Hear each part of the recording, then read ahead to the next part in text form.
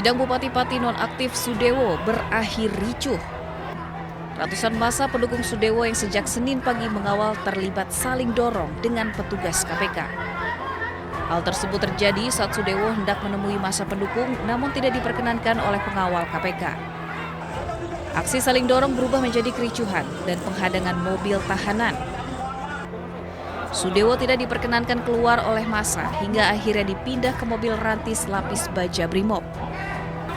Kericuhan semakin memanas setelah ada petugas KPK yang diduga berbenturan dengan massa. Untuk menenangkan massa, Sudewo keluar dari atas mobil dan meminta dukungan.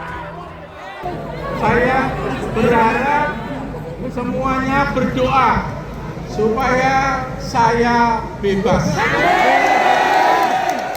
Ada insiden di mana Pak Sudewo itu diambil dari dalam, langsung dibawa mobil.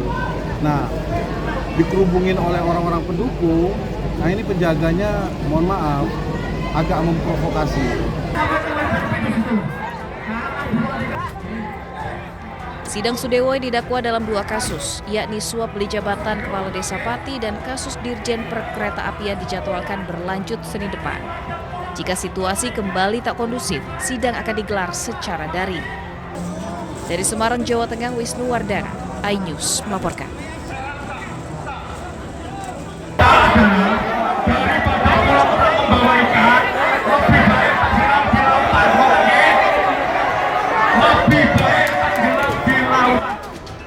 Kericuhan terjadi saat Bupati nonaktif Sudewo hendak menemui massa pendukungnya di luar pengadilan. Massa terlibat saling dorong dengan petugas pengadilan dan polisi.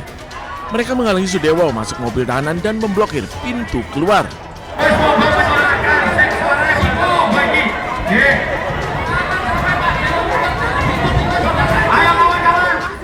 Kericuhan antara pendukung Sudewo dan petugas keamanan tak terhindarkan.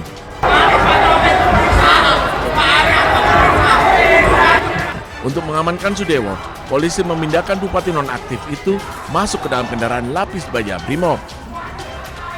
Massa tetap memblokir jalan hingga kericuhan kembali terjadi. Bahkan massa naik ke mobil Barakuda Brimob untuk meminta Sudewo dibebaskan.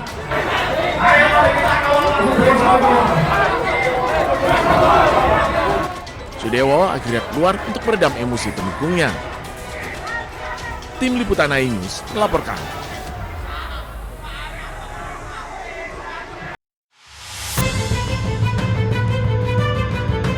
Komando Pusat Amerika Serikat atau CENTCOM merilis rekaman serangan jet tempur Angkatan Laut dan Angkatan Udara Amerika Serikat terhadap sejumlah situs militer Iran di sekitar Selat Hormuz. Sedikitnya 10 sasaran diserang, meliputi sistem pertahanan udara, fasilitas penyimpanan drone, infrastruktur komunikasi, hingga kemampuan penebar ranjau laut. AS menyatakan operasi tersebut merupakan respons atas serangan drone terhadap kapal tanker minyak berbendera Panama MT Kiku yang saat itu membawa lebih dari 2 juta barel minyak mentah.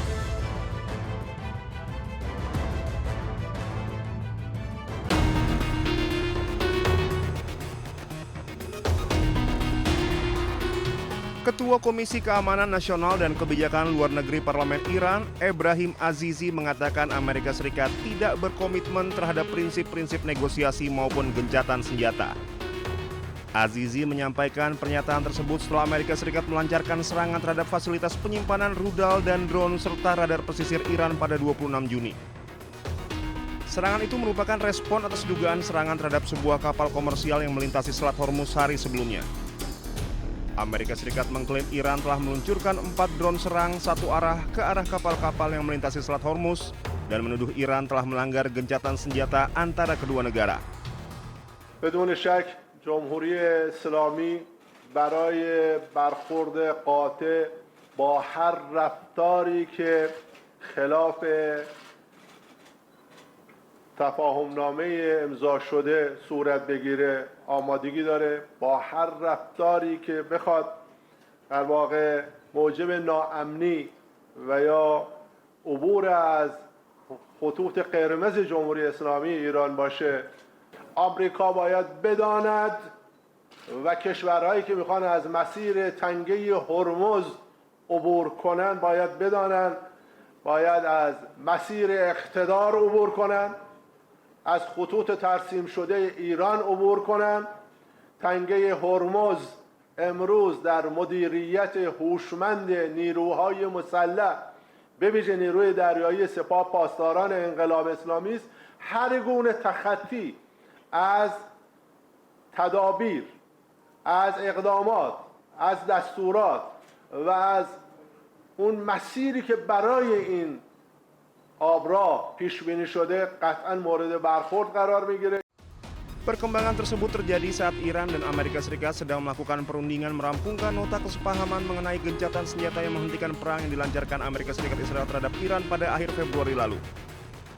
Perundingan tersebut juga bertujuan mencapai kesepakatan mengenai program nuklir Iran dan pencabutan sanksi terhadap negara tersebut.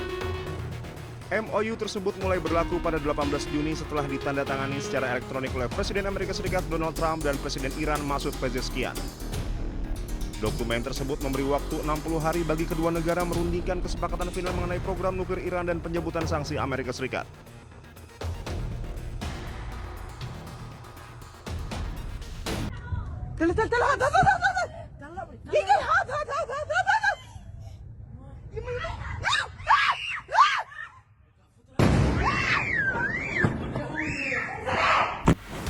Di tengah meningkatnya eskalasi AS Iran, Ketua Komite Keamanan Nasional Parlemen Iran Ebrahim Azizi memperingatkan para pemimpin GCC bahwa mengizinkan pangkalan AS di negara mereka hanya akan mengancam keamanan.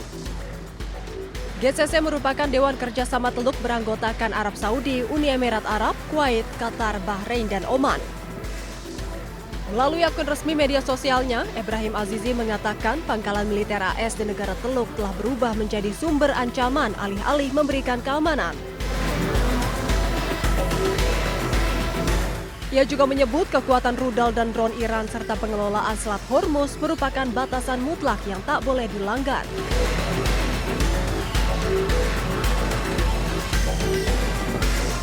Sehingga satu-satunya jalan menuju keamanan regional hanyalah dengan menjauhkan diri dari Amerika Serikat.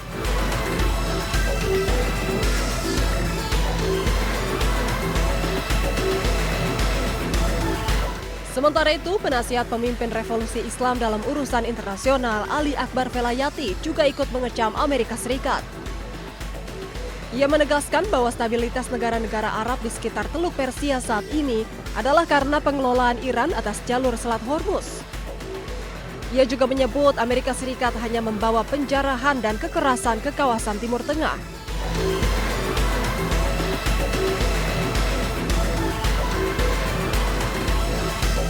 Setelah beberapa hari AS dan Iran menyepakati gencatan senjata, kedua pihak kini kembali saling serang.